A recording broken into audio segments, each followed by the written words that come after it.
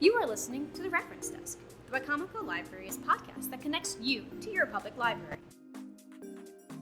Welcome back, and thanks for tuning in to our Reference Desk podcast, sponsored by the Wicomico County Libraries. The Reference Desk podcast connects you to your local library. My name is Vicki, and I'm with the Center Branch Library. And I'm Amy, also with the Center Branch Library, the cool place to be. It is the cool place to be. And this month, our podcast is going to be focused on being library savvy. And this month, we're focusing on old school, or paper materials, DVDs, the physical materials you can get. Next month, if you want to tune in next month, we are also going to be covering digital, all of the digital resources. And there are a lot of digital resources that we offer that... Yeah, and there's so much that there was no way that we could cover everything in one podcast. Absolutely. So we had to split it in two. Yeah. So much of our interface is online now, but if you are intimidated or unsure of how to safely use the internet, there are always library staff that's ready to help at all of our branches in Wicomico County. So let's start with physical books, the original library material, where you can stare at squiggly lines on the corpses of trees and hallucinate, being transported to new universes or learning something new. Of course, you can always stop by your local branch and browse the collection. But what happens when you can't find that one book your friend told you absolutely had to read? Maybe it's brand new and super popular, so all the copies are checked out. Maybe it's an older book that hasn't been kept in that branch's collection.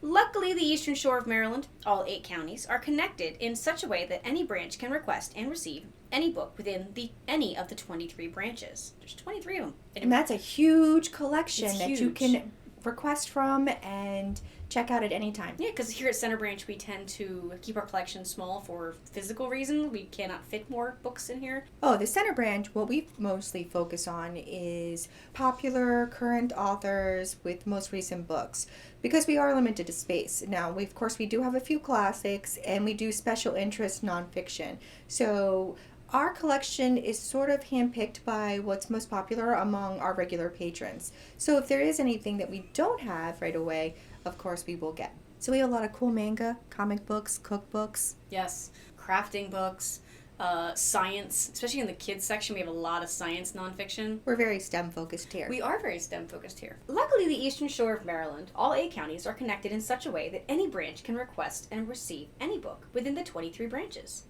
If you would like to browse from home, our website makes it easy. Simply go to www.wicomicolibraries.org. Once you're on the library's website, you will see a gray bar that goes across the screen just under the banner with our logo. If you click on Account, this link will take you to a page where you can log into your account by entering your library card number.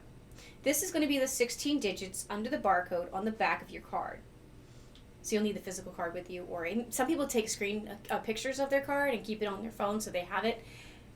You will then see a box where you'll be asked to enter a password. If you haven't set up a password, you don't remember setting up a password previously, most likely it'll be set at a default passcode, which should be the last 4 digits of the phone number associated with your account.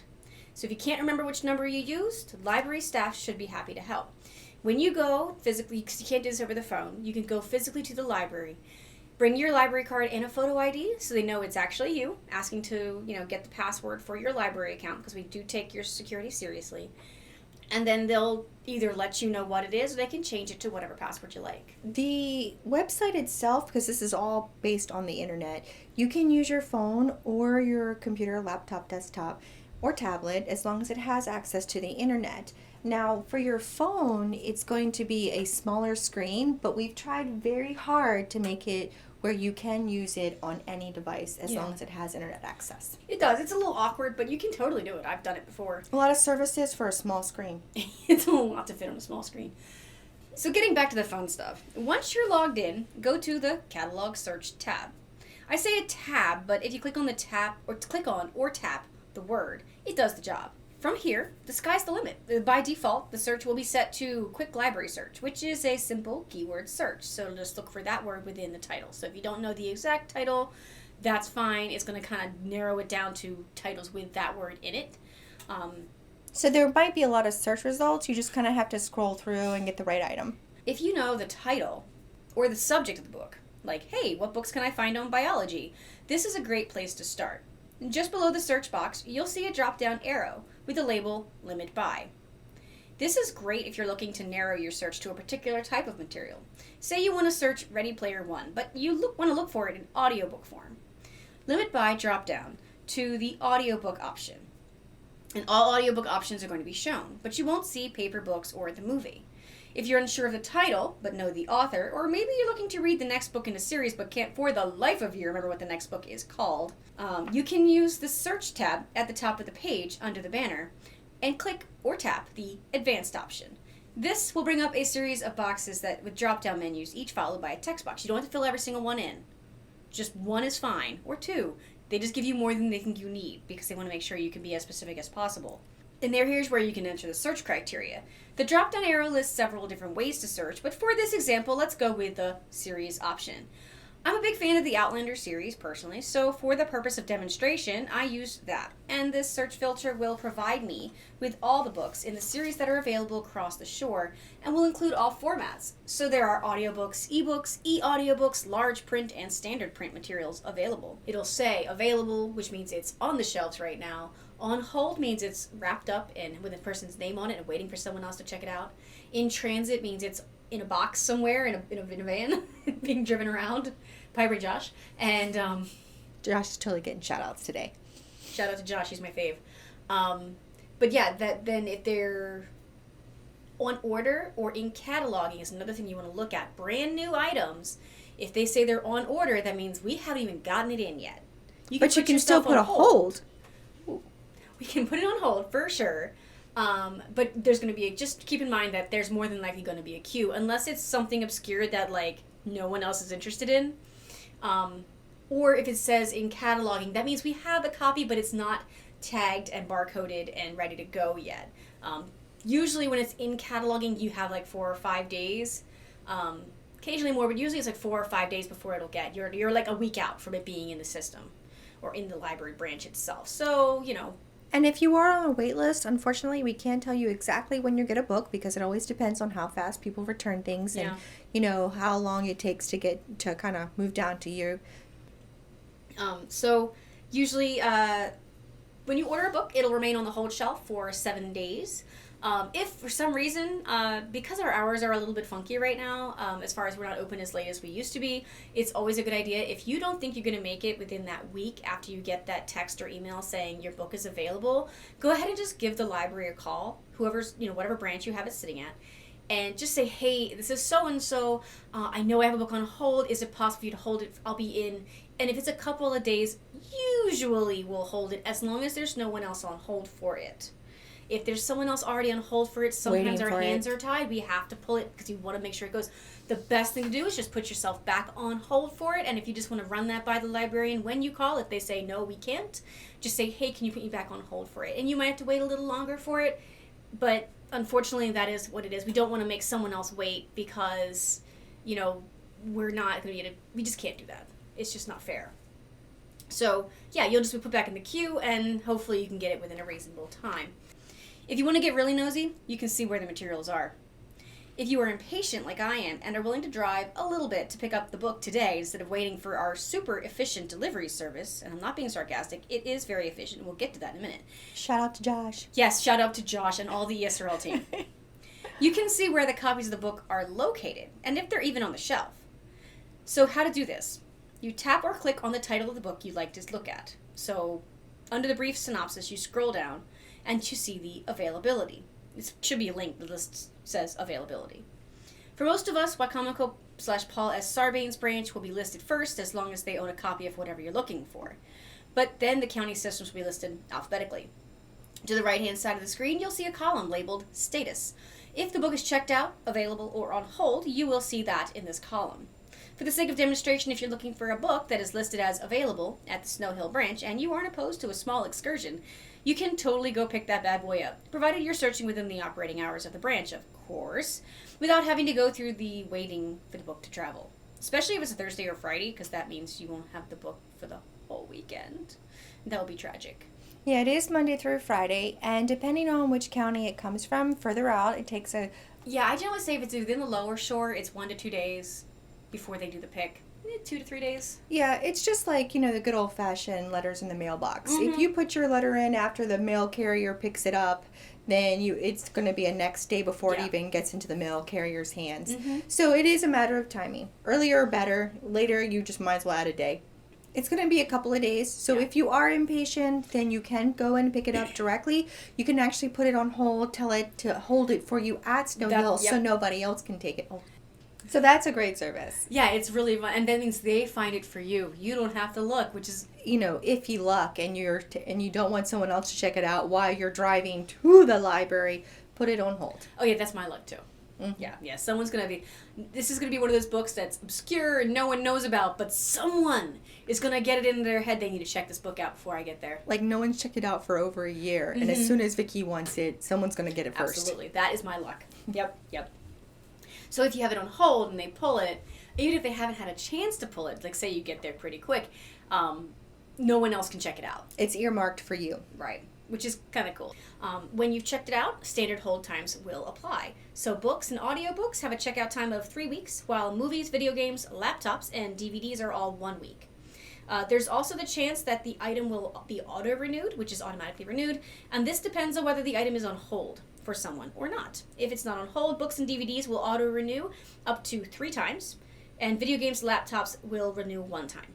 But you don't want to rely on that, right? Because not it is county. Yeah, and also, you never know when somebody else is going to put a request in for that particular item, so it's not a guarantee. Yeah.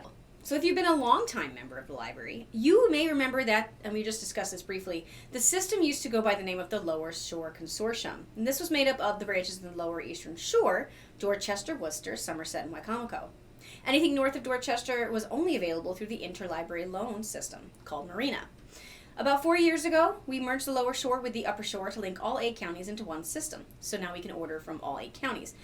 But we still allow Marina loans if the materials you are looking for can only be found across the bridge. If you're searching the system for a particularly old movie, obscure book, or what have you, and coming up to dead ends, you might want to search our statewide system. And to do this, you will need to have your library card number handy and, using that same gray bar at the top of the library's page, hover or tap the Services tab. That brings down the drop-down menu. Look for the Interlibrary Loan option. I think it's about the 5th down. And tap or click to be directed to the login page. Here you will enter your library card number. To search, the process is pretty much the same as the search in the local system. The default will be a simple search, which is like a keyword search. And here you'll search by title, author, or subject.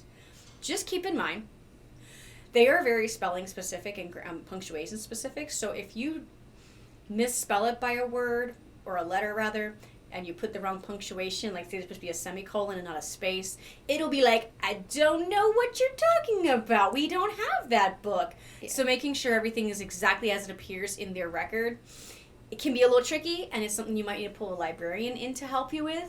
Yeah, don't accidentally spell women with an E versus an A, because it will not give you the research results. It'll be like, nope. They are that picky. It's because they're just searching it direct. Women. Right.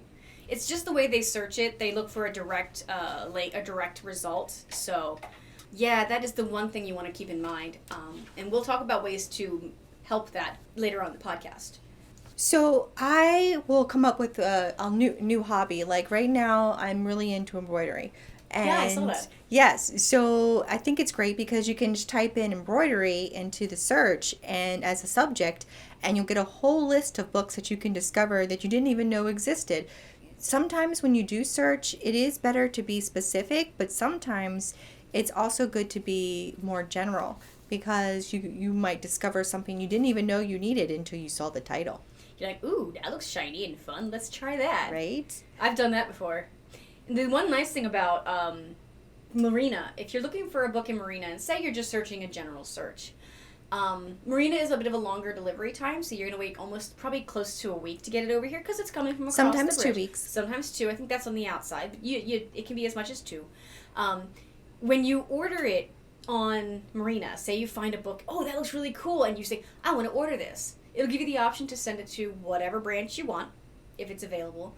The newest things usually aren't available for a few months. Mm-hmm. just because they want to lose it over there and not lose it over here. Yeah, they don't do new issues. They don't Right. And do new releases. You'll find them around here if there are available, because we generally put the new stuff. It's the old things and the more obscure titles, independent films, smaller, publishers, you might have to look across the bridge for. If the title that you're looking for, if you're like, oh, that's cool, let me look at that book on embroidery. If we have that copy in the Eastern Shores collection, it'll actually redirect you to the exact location on the website for that, so you don't have to go searching for it again. It'll be like, this is available in your library, redirect now, and you click on redirect now, and it sends you right there, which is really cool. Because if it's available locally, they basically won't let you do it for across the bridge if you have it available right here. And why would you want to wait longer? Exactly. So it will tell you if you didn't know that we had it, and it will tell you to go ahead and order it locally. Mm-hmm. But Marina is very good service. It's got a slightly longer checkout time. It's a month. A lot of copies, though, are not renewable. That is also true. You want to make sure that whatever book you get, you read it right away. I've done a couple things with movies and things that you can't find over here. I've seen. They did not have Macbeth. The old copy? I was looking for the Kenneth Branagh Macbeth. It was at independent theater live show, like Theater Live. And I know videos exist because I saw them on the internet, that they exist. And I was looking for it, and they do not have it. And I wanted the Kenneth Branagh because it's just really, really good. But still don't have everything. But larger libraries have bigger budgets, and they have larger spaces that can warehouse books a lot longer than we can.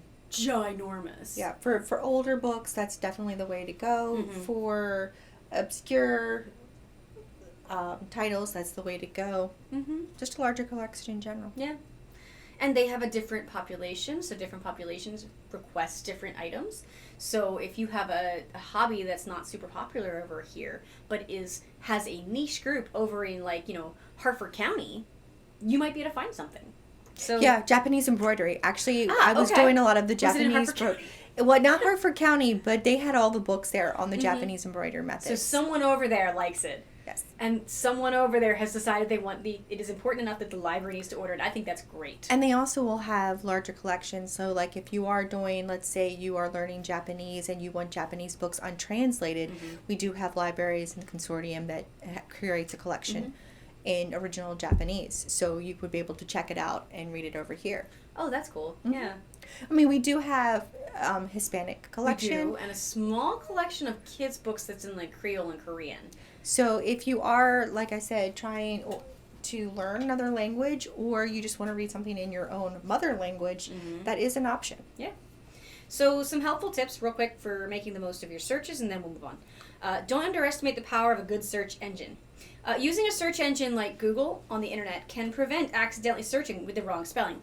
Like we mentioned earlier, if you spell it wrong or put a punctuation wrong or something, search engine could be like, I don't know. Yes, if you're not 100% sure on the title, don't use the library search to try to figure it out, because it is not that intuitive. Right. If you go to Google, you can actually find their actual book with the real title and put it in exactly as it is in Google. I have done that so many times. We use that as a reference as a librarian as well. Some lady or gentleman comes up and, hey, I want to look for this book, the title is blah, and I look for it as blah, and I'm like, that's not coming up with anything. I go to Google and I search blah, and then it's like, did you mean blee? And I'm like, yes, I meant blee, and that's what I put into the thing, and lo and behold, I come up with blee, and that's what I order for the gentleman. I don't usually correct them, I just order it and have a nice day. But, it's a huge resource that you can use. And there's a couple other ones as well. It'll save you a lot of headache. It will. As like I said, and if you want to be as precise as possible, and this does limit it a little bit, you can search by something called the ISBN number. Like, say the system is just not finding it for you. You can look by ISBN. Or you need a certain edition. Like, you want to there's 4,000 different Macbeth books, but you want a particular Macbeth book. I want the one that was published by X publishing company in X, So you can look by what's called the ISBN number, and do not ask me what that means, because I forget off the top of my head. But it's basically the identifying number for that version of that book. It's what's under the barcode when you scan it in a store. So if you go onto Google, when you have a title that you're found, this is the one I want, scroll to the bottom. Not quite to the reviews, but it's going to have date published, author, publisher, and then it's going to have ISBN and ISBN 10. You want the or ISBN 10 and ISBN 13. You want the ISBN 13. It starts with a 978 usually. If it's a book. It's a book. If it's a movie, it's going to have a different number more than likely. But it usually starts with like a 978 and there's a dash and then a bunch of numbers. If you copy and paste that number into our search and make sure you filter your search by ISBN number, it should give you, if we have it, the exact copy, and there's very little room for error on that. So if you are like, I need to find this X copy, especially for like classes, if the teacher wants you to have a certain edition of a book, this can be a really good resource as well. And not everyone realizes ISBN is a thing. I didn't know ISBN was a thing until I started working at the library. And I'm like, oh, that has something to do with the books. Good to know. So yeah, hopefully that helps with your searching. So if you're looking for something, great. But if you're looking for something new and you have no idea, you want the universe to tell you what to read next, I've done that an embarrassing amount of times. There are several sites we can recommend to check out before you search on our website. Of course, library staff are always happy to make suggestions, but if you'd like to search from the comfort of your couch, hopefully this helps. First, the library participates in a program called Beanstack. This webpage can be linked to your library card if you choose, and here you can log books you've read, provide and read others' reviews of said books, and participate in challenges that the Wicomico County Library provides, often. Yes. So right now, as we speak, this podcast is being, broadcast, created. We actually have 2 Beanstack programs going on. They are for kids. So we have our Makerspace for spring, which has lots of STEM-based activities for kids to do at home or online. And then we have the Celebrating St. Patrick's Day.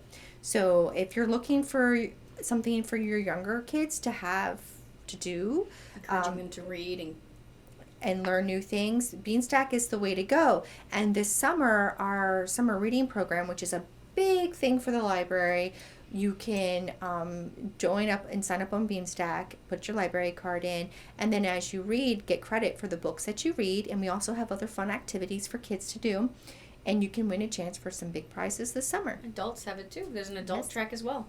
So, even if all you don't ages. have kids, all ages, everyone is welcome. From babies to adults. Yep. And after you've logged a fair amount of books on Beanstack, if you've done quite a bit of reading and you've logged it, Beanstack will actually start to curate a list of recommended books for you to check out, with the added convenience of its location in our online catalog. So if you log a bunch of books and it says you might like this book, it's actually going to let you click on that book and it'll take you directly to its location in our catalog. You don't have to search. So it kind of cuts out that little bit because it is connected to the library. The next one we have that we can also recommend that we use quite a bit is called Goodreads. It's not connected to the library. It's connected to Amazon. Mm-hmm. Much like Beanstack, this is a website where you can log books you've read and provide reviews and read reviews if you so choose. It's not connected with the library, like I said, but you can still see the reviews by other members of the Goodreads community. Yes, I use Goodreads a lot personally. I like the fact that I can keep a searchable list of the books that I've read. I have a really hard time now remembering what I've read and what I haven't read. It does have a pretty good recommended books based on what you've already read. And I like the fact that it has a pretty good reading challenge as well. And it's connected to my Kindle, so as I read, it auto-log the books for me. So I don't even have to go back in and remember to do it. So that's why I prefer Goodreads, but I know you prefer the other one, which is? Fantastic fiction is my favorite. Because it's not like you have to log anything, but you can still find everything. Now, like its title says, it is based on fiction, not nonfiction. So if you're looking for nonfiction books, unfortunately, this is not going to be a site for you. Goodreads. But it is consistently updated. It's... I feel attacked. We are no judgment here. Goodreads is better. Huh? Goodreads is better. We're going to have a fight here over the podcast here. So... the first time I learned about this site was actually from the Berlin, Worcester County librarians. They were like, I was asking, like, what can I read next? Because, I wasn't working at the library. I was asking a librarian, what do I read next? Just like, you might do. And they were like, well, here's this website. And it was actually fantasticfiction.co.uk because they hadn't even made an American domain yet. Now it's .com, so much easier.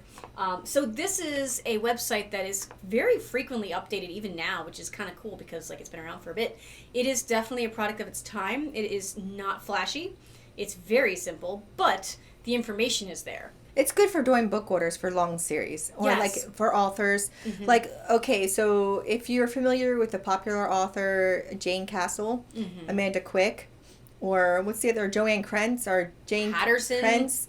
Well, Oh, no, Jane Krentz, long series. Okay. she's an author who writes under like 3 pseudonyms, and it's hard. And then some of her series actually interconnect with the 3 different Like of her crossovers? names. Yeah, so like you start the series and you have to read one that's Amanda Quick, but one that's Jane Ann Krentz, and then it's a nightmare to find. So that does help. It's a nice, like, curated list of all the things that this particular author has written under whatever pseudonym.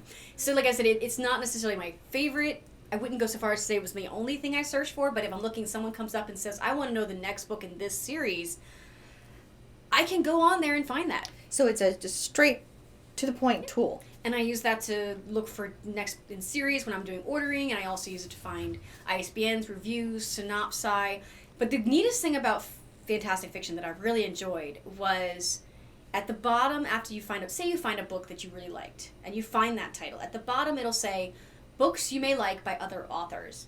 And I found so many different fantasy authors that I never would have looked for on the shelves, except that I found them on the bottom. You click on the title, you read the synopsis, and it sounds interesting, check it out.